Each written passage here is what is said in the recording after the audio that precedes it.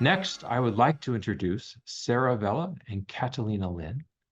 They are joining us virtually from Virginia and Tokyo, respectively. They work for the Federal Voting Assistance Program, which focuses on educating Americans on how they can vote from abroad. Sarah will provide a presentation first, and then we'll move into a Q&A period. If you have questions during the presentation, please feel free to type them into the chat, and we'll get to them after the presentation. Okay, Sarah, over to you. Hi, everybody. Good afternoon, and thank you for coming out today. I'm here in Alexandria, Virginia, and Catalina is joining us from Tokyo. And yeah, so let's go ahead and get started. I'm going to share my screen with you.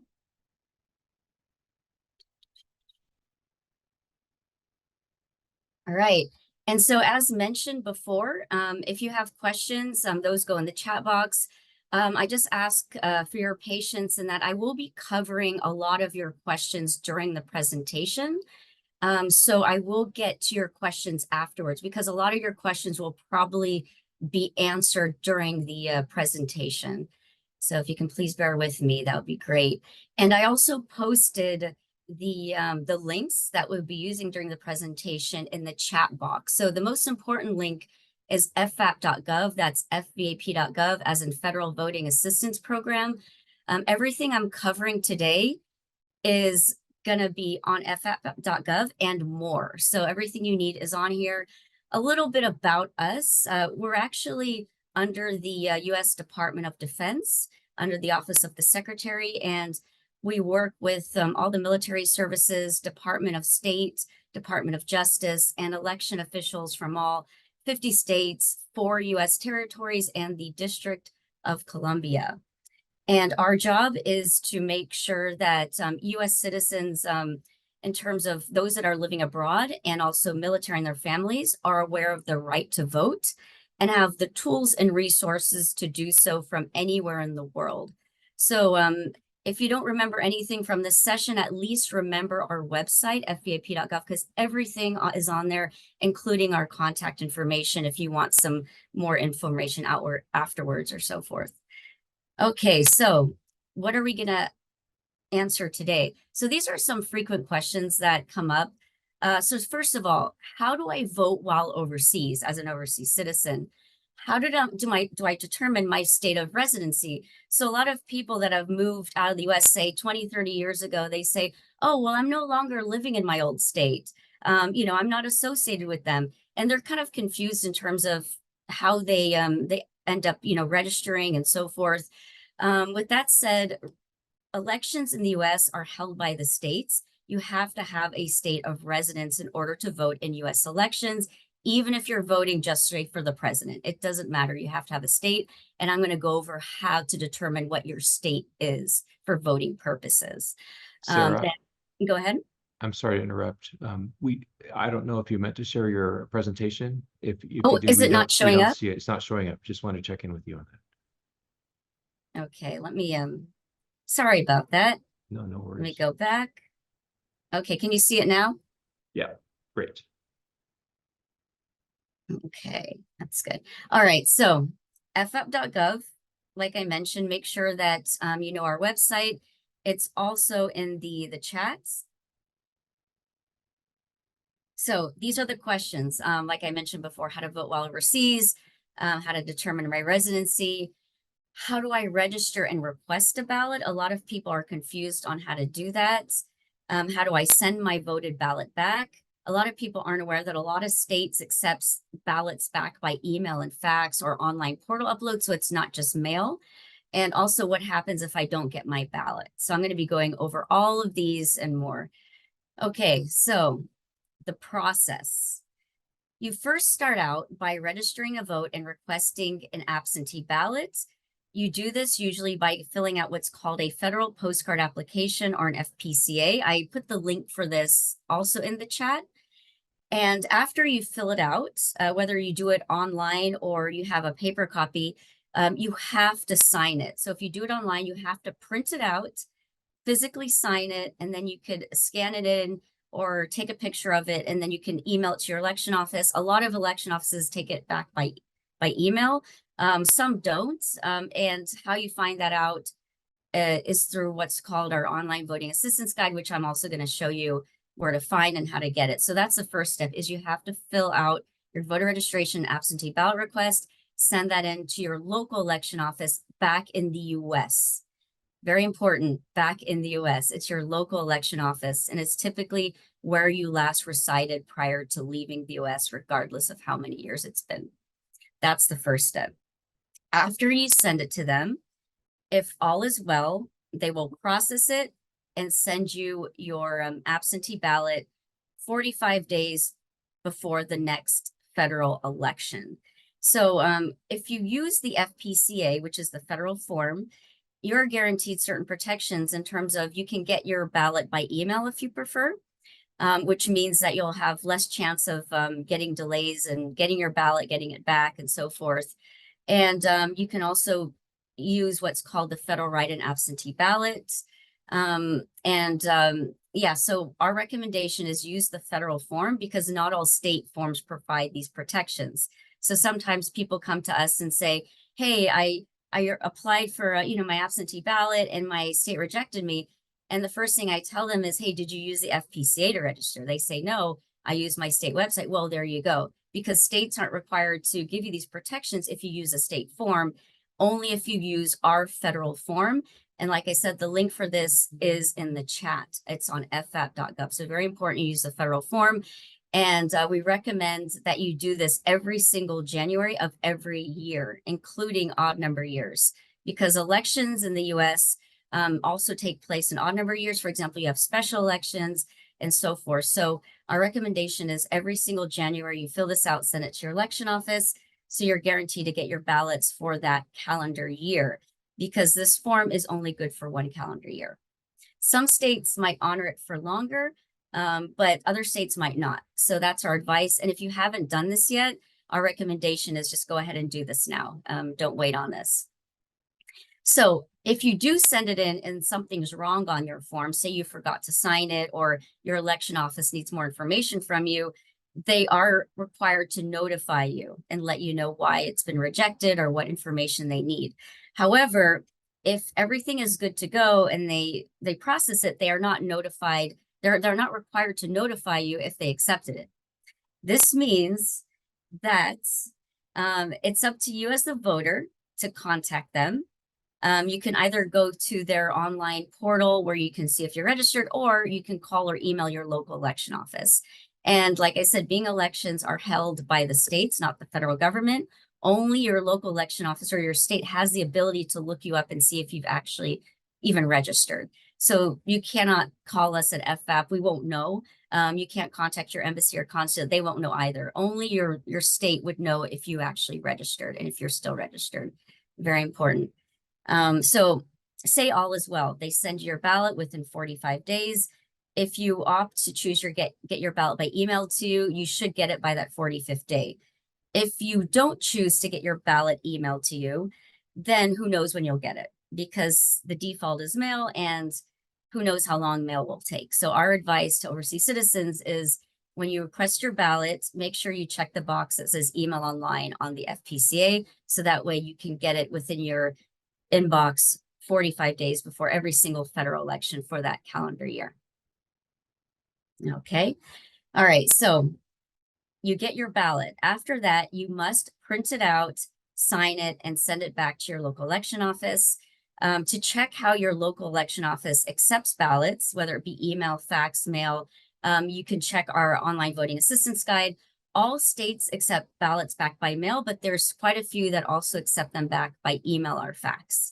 So that could be very important if you're overseas and say you have slow mailing systems and so forth. Our recommendation is if there's an electronic option, you might want to consider that to make sure you get your ballot back in time.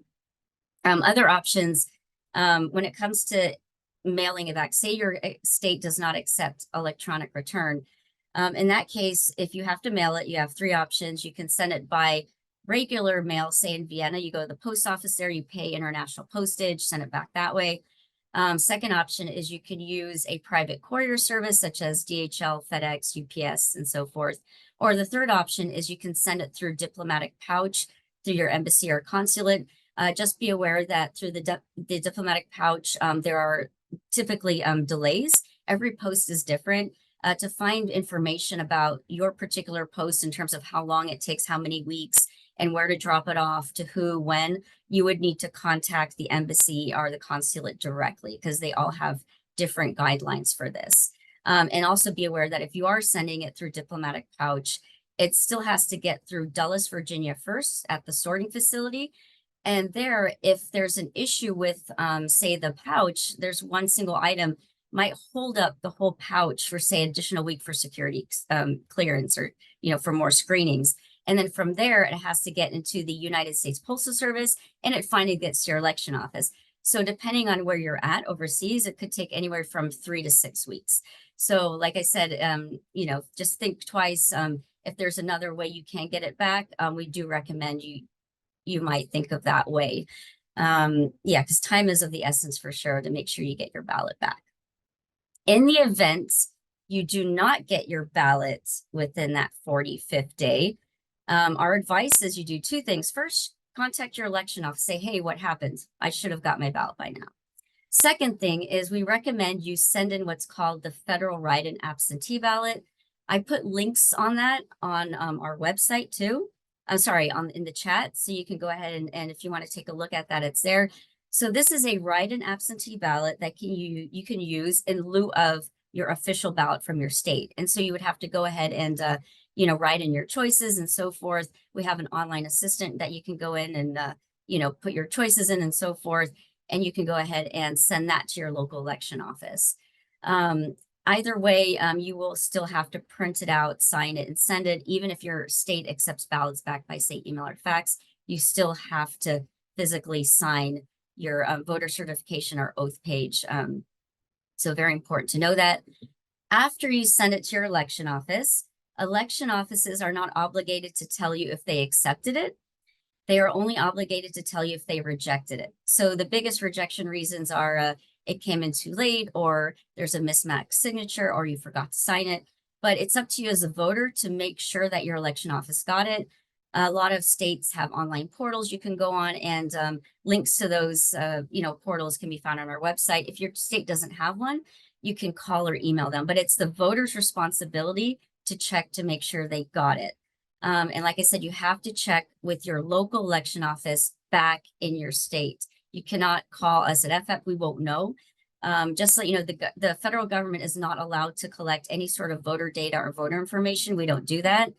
So the federal government states we don't communicate with each other. So it's up to you as the voter to contact them directly. We cannot do that for you. Very important. So that's the process in short. Now what I'm going to do is I'm going to be going over residency next. Okay, because this is one of the issues that a lot of U.S. citizens overseas come across, where they're not sure where they vote.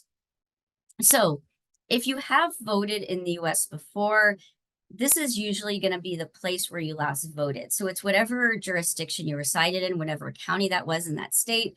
That's typically where you'd be voting again, regardless of how many years it's been. That's typically where it would be. And if you haven't voted before, it's typically where you last lived.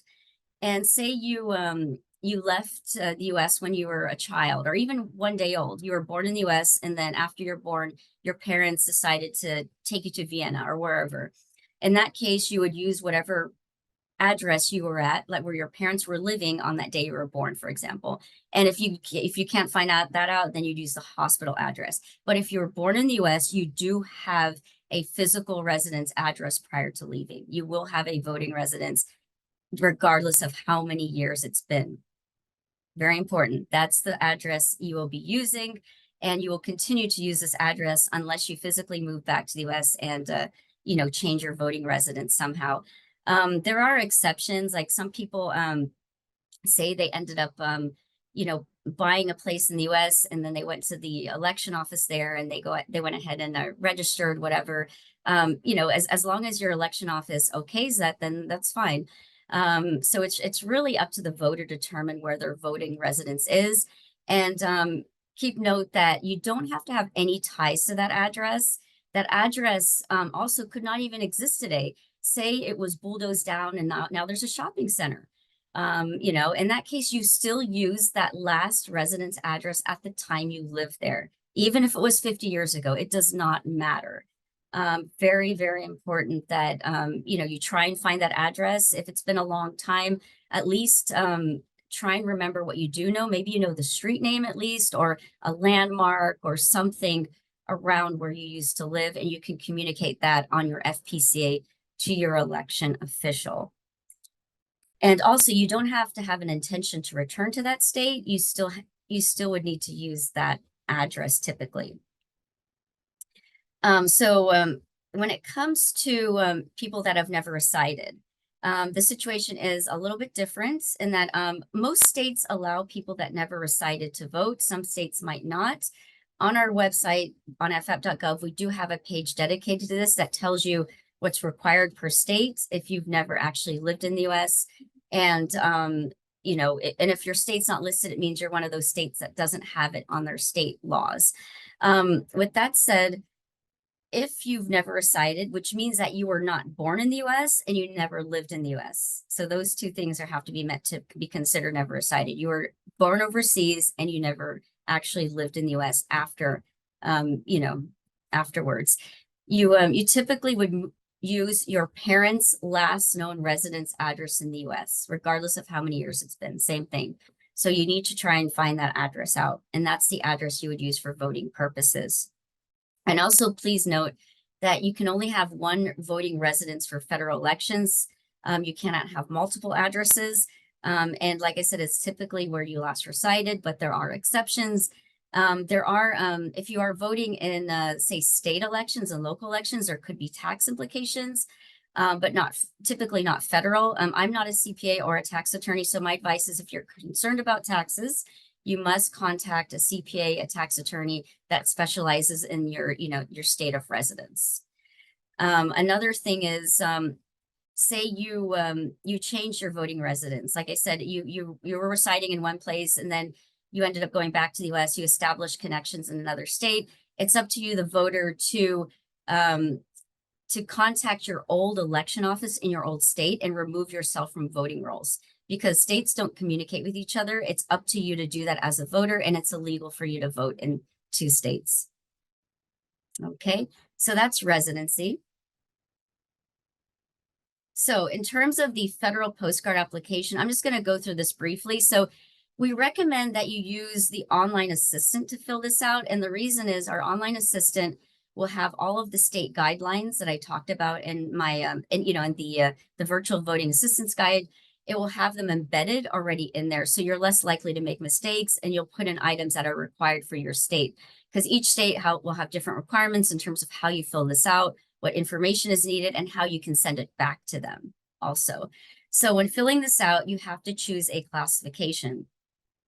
So as an overseas citizen, you have three choices. Like I said, you can follow along on the link. I posted the link for the PDF version in the chat. It's under FPCA PDF if you like, if you can't view this. So your three options are: you're a U.S. citizen living outside the country and I intend to return. You're a U.S. citizen living outside the country and your intent to return is uncertain. Or you're a U.S. citizen living outside the country and you've never lived in the United States. The reason why these options are here is some states will give you a different ballot depending on what you choose. So for example, if you choose my intent to return is uncertain, they might just give you a ballot for federal elections. So federal elections includes presidency, House, Senate, only those three. It does not include local and state elections. So that's why we do have those distinctions. Another thing you have to put down is your legal name. I typically recommend putting it down as it was, say, on your driver's license prior to leaving. If not, use what's on your passport, legal birth certificate, social, whatever, your legal documents. So your social security number, most states just require the last four if you don't have a valid state ID or driver's license. Some states might require the full social. To find that out, go to our voting assistance guide or use our online voting assistant to fill this out. Driver's license state ID is not required if you have a social security number. So with that said, if if your driver's license or state ID is expired, our advice is leave that blank because otherwise your form could get rejected. And also don't put in an Austrian driver's license because they don't care. They don't care about outside the US. What they care about is what's related to the US. In that case, put your social security number down if you don't have a driver's license. Leave it blank. Make sure you also put your date of birth. That's typically required for most states. Section 2, what is your address in the US, state, or territory where you're registering to vote and requesting absentee ballot? This has to be, like I said, your last physical residence address in the US prior to leaving. It has to be a physical address. It cannot be a P.O. box. And if you can't remember your full address, at least put down what you remember. You at least need to know the county because without that, you're not going to know even where to send this, or, your jurisdiction or township, whatever it may be. Section 3, your mailing address. So under here, you have to put a foreign address. Very important. So under your forwarding address, you can leave it blank if you don't have a mail forwarding, or you can put whatever you want, wherever you want to get your mail to. Just note that you have to have a mailing address that's outside the US because if you don't, they could reject your FPCA because they'll think that, oh, you're not really overseas. So very important. Number 3, you have to have a foreign address, even if you're requesting your ballot be sent to you by email. Okay, number 4, contact information. Please put down everything you have. And if your phone number is a foreign phone number, that's fine. Put that in anyway, because they need to know how to contact you if they need more information. Section 5, what's your preferences for upcoming elections? A, how do you want to receive your voting materials? Meaning, how do you want to get your ballot? Like I mentioned before, if you're overseas, our recommendation is to choose the email or online option. So that way you'll get it within that 45th day. If you leave this blank, then who knows when you'll get it? It just depends on the mailing system. 5B, what is your political party for primary election? So this is not required if you just want to vote in the general election. If you do want to vote in primary elections in states that have closed primaries, then you have to put in a party. But if you don't care about those, then you can leave it blank. It's fine. You'll still get a ballot for the general. So that's up to you. 6, additional information. So this is in the situation where, say you can't remember your full address. This is where you can explain to your local election office that, you can't remember the full address. It's been 30 years since you left, but you remember it was close to this hospital, this school, this church. You remember the crossroads. This is where you can explain that. And some states also require additional information, which you can get on our online voting assistance guide. And then most important is you have to sign this. So no state actually has the ability in their state laws to accept electronic signatures. So when you fill this out using our online assistant, you must print it out.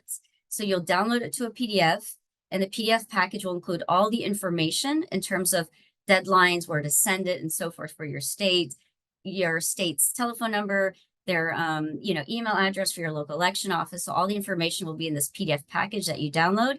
You have to print it out, sign it, and then you send it to your local election office based on how they accept it.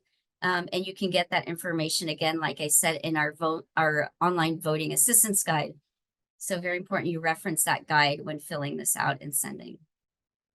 So this is, there's several places to take a look at our voting assistance guide, but here it is. Here you just go ahead and you click on your state and you'll find all your, state guidelines there. You'll find all your election office contact information. Everything is in there that you need to know. So I mentioned before, if you don't get your ballot by that 45th day, we recommend you fill out the federal write-in absentee ballot. And this, like I said, you can also get on FVAP.gov. You fill it out just as you would the FPCA. The only difference is if you use the online version, the federal offices will populate. So you'll have president, senator, and a House of Representatives that will populate for you. If you want to vote in state and local elections, you will need to look those up yourself. And you can go ahead and type those in or manually write those in, how you prefer. You go ahead and print that out to a PDF package, and then you send that to your local election office. One more thing to note is if your state only accepts ballots back by mail, then when you send back your ballot portion, whether it be your official ballot or the FVAP, which is this page here where it says official backup ballot, this should be sent in a separate envelope, and it could be any envelope. And on that envelope, you would need to write something like official ballot, secret ballot. So that way it indicates that that's your ballot and you do not want to put any of your information on there. So that way it stays anonymous. You then put your official ballot or backup ballot in a larger envelope.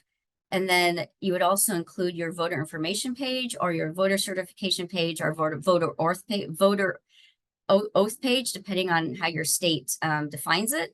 And you put that into that larger envelope, and then you would address that to your local election office and send that. In terms of how you send it, like I said, there's those options. If you are sending it through international mail through the post office in Vienna, or you're sending it through a courier service, you will need to pay for postage yourself. You cannot use our templates, which are having postage paid indicia. However, if you're using diplomatic mail, you will have to use the postage paid indicia templates. And I'm going to go ahead and show you those after right now, how to find them on our website. But just remember that postage paid indicia is only for USPS, United States Postal Service. So what happens is, like I said, you drop it off, say, at your embassy or consulate. From there, when it goes to the US, it goes to Dulles, Virginia, into the United States Postal Service system. They need that postage paid indicia on there in order to get it from Dulles, Virginia to your local election office. So if you're sending it through diplomatic pouch to your embassy or consulate, you have to use the postage paid indicia or US postage. So this is our contact information, and I will be taking Q&A now. So please go ahead and put your questions in there. Just remember that any questions you have afterwards, like this session is done, you can always email us at vote@fvap.gov. You can also call us. We have a 1-800 number, and we also have a free toll-free dialing code. So if you go to fvap.gov and our contact page, we do have numbers there where you can call for free. And our call center is open from 7:30 a.m. to 4 p.m. Eastern Standard Time. So we are available to take calls too. So this is our information, and I am going to go ahead and stop sharing. So please, feel free to take a screenshot of this, write this information down, and so that way I can go ahead and start the Q&A. So actually, I'm just gonna have our website up because I think that'll be more useful.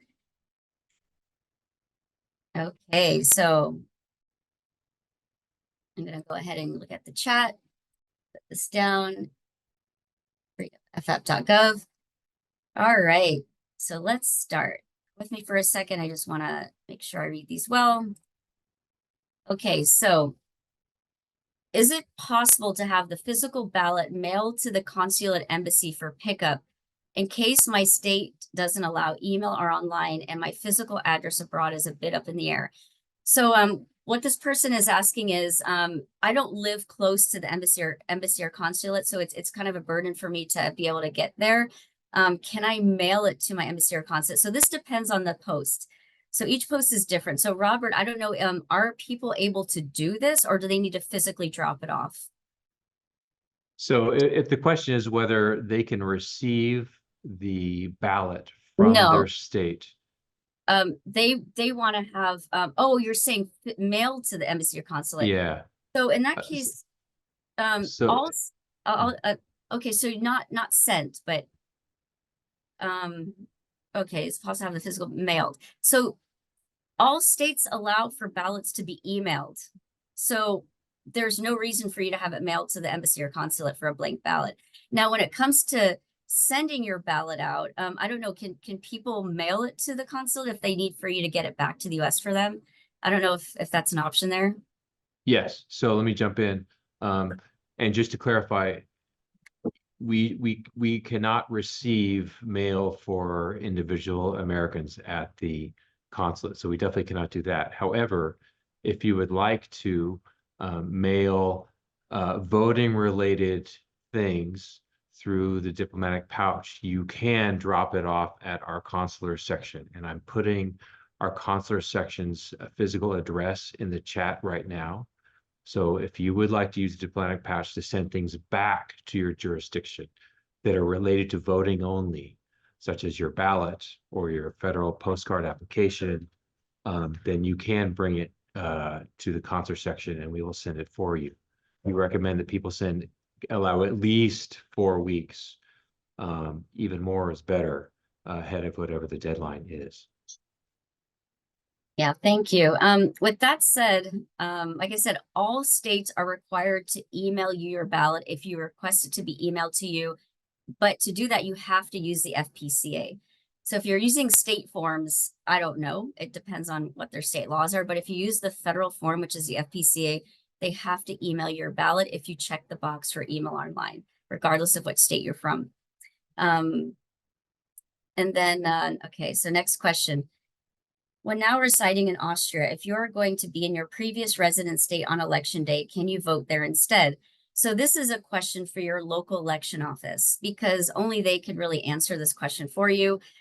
Because if you are present in the U.S. on election day, then you wouldn't actually qualify under UACAVA, under it's the law that, like I said, grants you these protections because you're in the U.S. So therefore, you're no longer covered if you're physically present on election day. So in this situation, you can either send your ballot in before you leave, or you can contact your election office and see what they recommend you do in that situation. If they'll allow you to vote in person or, send it before or, it's really up to them in that particular situation. Great question. Another question we get that's very similar is people saying, oh, I have a friend going back to the U.S. Can they just mail my ballot when they get to the U.S.? The answer is, it could be rejected if you do that, because if it shows that it's been mailed from the US, they could say, oh, you're not really residing outside the US, you lied to us, and they could reject it. So be careful about that. You can always contact your election office and ask them if it's okay, but they're not obligated to accept it if they see the postmark is coming from the US. So keep that in mind. And the same with you, if you're going to the US before and you want to mail it from the US, you could have the same situation. Okay, so I'm moving to Austria in the fall and I'm sure about my address there yet. Can I fill out the voter form you shared without knowing my address abroad yet?